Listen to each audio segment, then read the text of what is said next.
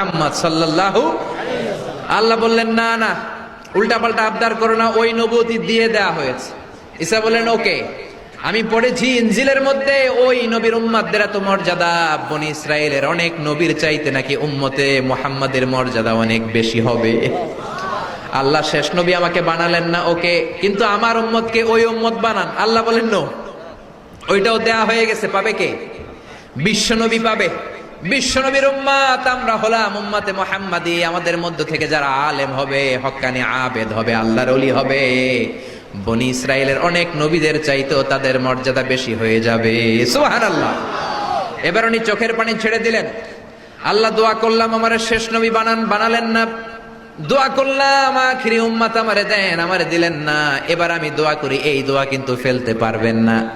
আল্লাহ বললেন করো করো। সাইয়েদনা ঈসা বললেন আল্লাহ তাহলে আপনি আমাকে এই পৃথিবীর মধ্যে ওই নবীর উম্মত করে আরেকবার দুনিয়াতে পাঠানো লাগবে। সুবহানাল্লাহ। কবুল করে নিল কে?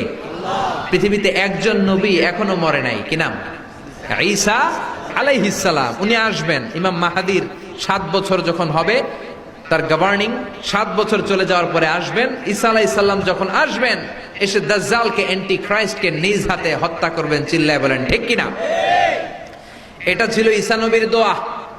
এবার বিশ্বনবী কোন দোয়া করেছেন জানার দরকার আছে না নাই? বিশ্বনবী বলেন লিকুল্লি নবীন দাওয়াতুন মুস্তাজাবা। প্রত্যেক নবীর জন্য একটা করে দাওয়া মুস্তাজাবা আছে। আলেম যারা আছেন তারা বুঝবেন। দাওয়া মুস্তাজাবা মানে এমন দোয়া যেটা কবুল হয়ে যায়। দোয়া করলেই, কথা বলেন, দোয়া করলেই কবুল। এরকম দোয়া রব্বুল আলামিন সব নবীকে একটা একটা করে দিয়েছেন। ওই দোয়াটা করলেই সেকেন্ডের মধ্যেই কবুল করে দেয় কে? সব নবী ওই দোয়া দুনিয়াতেই করে ফেলেছে। বিশ্বনবী বললেন লিকুল্লি নবীন দাওয়া মুস্তাজাবা। সব নবীর জন্য একটা স্পেশাল দোয়া আছে, দাও বিহা, যেই দোয়াটা নবীরা দুনিয়াতেই করে ফেলেছে।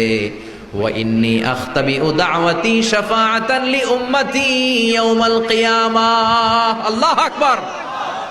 আর আমি আমার দাওয়া মুস্তাজাবা স্পেশাল দোয়াটা এখনো করি নাই। আমার দোয়াটা এখনো আমি জমিয়ে রেখেছি। কিয়ামতের কঠিন ময়দানে আমার উম্মত যখন বিপদে পড়ে যাবে, আমার উম্মতের জান্নাতে যাওয়ার ব্যাপারে ঝামেলা লেগে যাবে, আল্লাহর অনুমতি ক্রমে শাফাত করে করে আমি আমার উম্মতদেরকে জান্নাতে ঢুকিয়ে দেব। তখন আমি ওই দোয়াটা করব। বিশ্বনবী সেজদায় পড়ে থাকবেন কিয়ামতের ময়দানে। সব নবীরাও বলবে ইয়া নাফসি ইয়া নাফসি। কেউ যখন আল্লাহর কাছে যেতে পারবে না, সবাই মিলে বিশ্বনবীর কাছে যাওয়ার পরে বিশ্বনবী তখনও মাথা তুলবেন না। বিশ্বনবী কপাল ঠুকে কেঁদে কেঁদে বলবেন রব্বি হাবলি উম্মতি। ও আল্লাহ আমার উম্মতকে আপনি মাফ করে দেন। সুবহানাল্লাহ। আল্লাহ বলবেন নবী ইরফা রাসাক, মাথা উঠান, সাল তুতা, আজকে যা চাইবেন তাই দিব। ইশফা তুশাফা, যারাই শাফাত করবেন আমার অনুমতি ক্রমে কবুল করে নিব। সুবহানাল্লাহ। বিশ্বনবী চাইলে ওই দোয়াটা দুনিয়াতেই করতে পারতেন অন্য নবীদের মতো, ঠিক কিনা? অন্য নবীরা যেমনি নিজেদের প্রয়োজনে ওই দোয়াটা দুনিয়াতেই করেছে, আমার নবীকে ওই রকম করেছে নাকি? তার মানে আমার নবীর আমাদের জন্য মায়া বেশি না কম? আমার জন্য রেখে দিয়েছেন ওই দোয়াটা, আপনার জন্য রেখে দিয়েছেন দোয়াটা, আমাদের জন্য দোয়াটা রেখে দিয়েছেন। আমরা যখন কিয়ামতের ময়দানে বিপদে পড়ে যাব, বিশ্বনবী দোয়া করে করে আমাদেরকে জান্নাতে ঢুকিয়ে দিবেন, ঠিক কিনা? বিশ্বনবী দুনিয়াতে কম আঘাত সহ্য করেন নাই। যেই লোকটার বাইরের চামড়া থেকে রগ দেখা যেত, রগের ভেতর দিয়ে যে রক্তগুলো দৌড়াদৌড়ি করে সেটাও দেখা যেত। সুবহানাল্লাহ। পৃথিবী এত সুন্দর মানুষ দেখে নাই। ওই লোকটাকে পাথর মেরে মেরে তায়েফের ময়দানে রক্তাক্ত করা হয়েছে 3 বার। আমি দেখে এসেছি এবার জায়গাটা। একবার আহত হলেন, আবার উঠলেন, আবার পাহাড়ের কাছে গেলেন, আবার মারা হলো, আবার পাহাড়ের ওই পাশে গেলেন, আবার মারা হলো। 3 বার পাথর মারা হলো। বিশ্বনবী নিজের কোনো প্রয়োজনে, নিজের স্বার্থের জন্য যান নাই। তায়েফবাসীদের জান্নাত নিশ্চিত করার জন্য, তাদের ভালোর জন্য, তাদেরকে দাওয়াত দেওয়ার জন্য গিয়েছেন। তারপরও মায়ের আসারা নাই, তখনও বিশ্বনবী দোয়া করেন নাই। ওই দিন যদি দোয়া করতেন আল্লাহ তায়েফবাসীদেরকে আপনি শেষ করে দেন, সেকেন্ডের মধ্যে পুরো তায়েফকে পাউডার করে দিতে পারত কে?